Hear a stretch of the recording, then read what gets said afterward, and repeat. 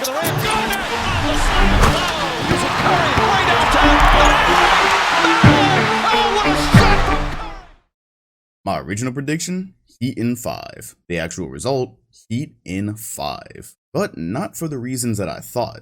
I'm gonna try my best to not be completely sarcastic and wrap this video up in 45 seconds because I feel like it mostly came down to one thing, and that was Trae Young just being in hell. I thought the Hawks were gonna get a game out of this series because eventually Trae Young was just going to break some rules and the defense wouldn't matter. He has that type of explosion capability. However, even in the game they got, he struggled. I knew the Hawks couldn't win this series. I knew there was no run like the one they had last year coming because A, they're not the same defensive squad, and B, the Heat just matched up with them perfectly. So to see that, you really only need to see one possession that came around game, I can't remember which, but it was recent, and Trae Young, being the pick and roll maestro he is, was trying to get screens. He started with PJ Tucker on him, the screen came, all of a sudden he's got Bam Adebayo switched. Well, that's not good for business because Bam is a very mobile big man, so they tried to screen him, and now he's got Jimmy Butler on him. So in one possession, he was guarded by 3 guys he can't readily just beat off the dribble, he can't readily just score on. 3 guys that are very physical and mobile,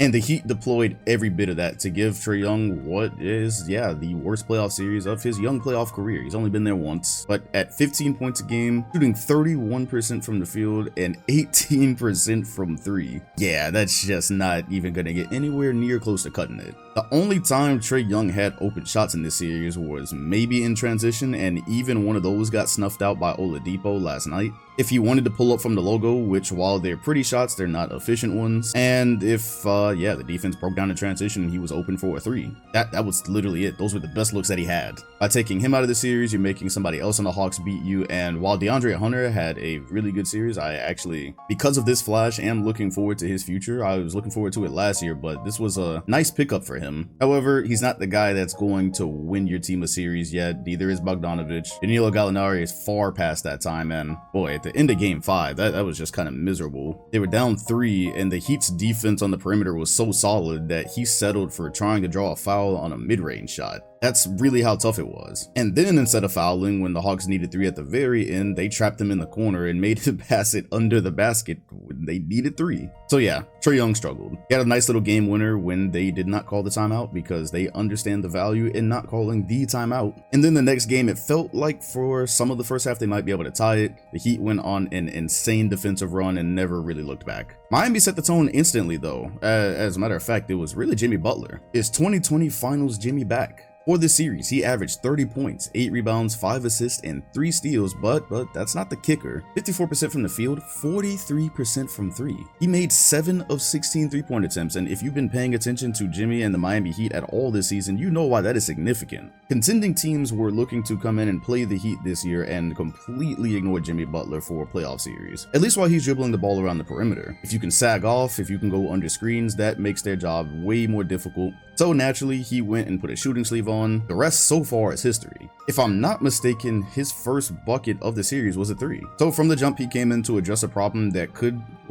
still might plague him for the rest of the playoff series, but at least in round 1, he went ahead and tried to set that tone. Of course, him hitting 3s opens up everything else because it changes how they have to guard him. He can get to his mid-range better, he can find soft spots in the defense, and open up the floor for one of the Heat's many shooters. Speaking of which, one thing I'm just keeping an eye on, but I'm hoping for the Miami Heat's sake that it was just kind of a one-series thing, is Tyler Hero shot 18% from 3. He was 5 of 28. So for them to be contending teams, they would definitely have to get him going a bit. Gonna have to get Kyle Lowry back healthy because he did only play in 3 games. However, that moved the rotation up a bit. Guess who got burned? Victor Oladipo. Regardless of the reason, he has found himself in the playoff rotation, and I believe that's mighty important. In the closeout game, he had 23 points, but even if you aren't getting scoring from Oladipo, his defense is very valuable. But to have him on the floor over some of the other shooters, you do hope that the shot is going as well, because that's really the value, is if Tyler Hero or Duncan Robinson become targets for guys who have perimeter scorers, aka maybe the Celtics that they could see in the conference finals. You throw Oladipo in there and possibly still get some scoring, but also get defense. So all of a sudden the Heat have a lineup where you can't target anybody, and their defense becomes even more switchable. He was was part of that run in Game 4 where the Hawks simply couldn't score and the Heat just took off. So while Oladipo isn't a discovery, finding out that his health is in the right place and that he can actually contribute at a high level, that's a big find. At the end of the day, as it pertains to this series, I believe the bottom line is the Hawks they need a guy. They need another guy. I know DeAndre Hunter had a nice series and maybe he develops more in the future, but this specific Hawks roster, it's very similar to the one that almost made the finals last year. However, I don't think in this Eastern Conference and the way that it's developed, they will ever be able to go on a run like that again if they don't have another star next to Trae.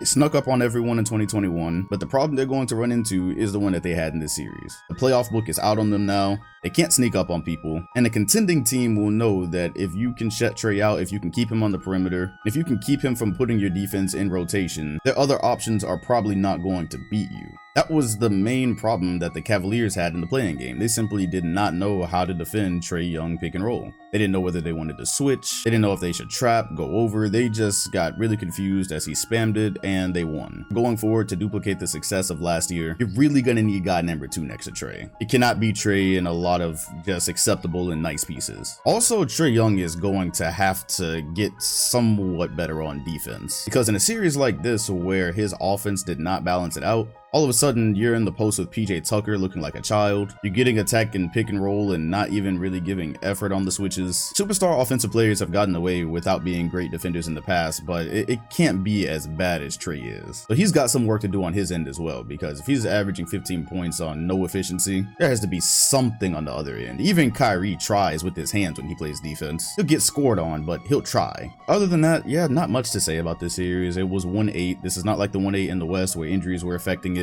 Not heavily anyways. Yeah, Jimmy didn't play and Kyle didn't play, but the Heat have been missing guys all season and been just fine. And the Hawks were never that much of a threat. The Atlanta Hawks now move on to the offseason to hopefully find some answers, and the Miami Heat await the winner of the Sixers and Raptors, which is all of a sudden not so clear. We'll be doing a watch party for that one tomorrow, by the way. It really feels like the Raptors can push it to 7, and if they do, I need to be there to witness history. So that'll be on Twitch in the link in the comment section and description. Let me know who you think is going to win that series, and potentially your thoughts on the Heat and Hawks. Also, hit the like button, comment, and sub, and hit the bell next to my name if you want notifications every time a new video drops. Appreciate you watching, and I'll see you all on the next one.